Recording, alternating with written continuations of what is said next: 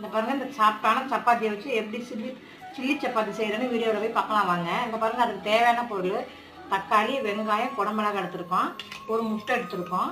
இதை வச்சு பிச்சுக்கலாம், சப்பாத்தி இந்த மாதிரி பிச்சுக்கலாம். வச்சு எண்ணெய் சேர்த்துக்கோம், 4 சோம்பு போட்டுக்கோம், வெங்காயம் போட்டுக்கோம், குடமிளகாய் போட்டுக்கோம், வெங்காயமும் குடமிளகாயும் போட்டுக்கோம்,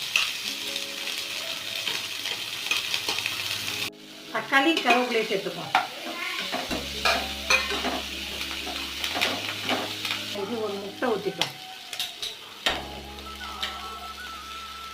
உப்பு சேர்த்துக்கோம், மிளகாத்தூள் சேர்த்துக்கோம், கரம் மசாலா சேர்த்துக்கோம். வதங்கிட்டு சப்பாத்தி பிச்சு வச்சு சப்பாத்தி போட்டுக்கோம். கொஞ்சம் டொமேட்டோ சாஸ் ஊற்றிக்கோம். Chilli chapati ready. சூப்பராக இருக்கா? பிடிச்சிருக்கா? பாருங்கள், பிடிச்சிருந்தா லைக் பண்ணுங்கள், மறக்காம சப்ஸ்கிரைப்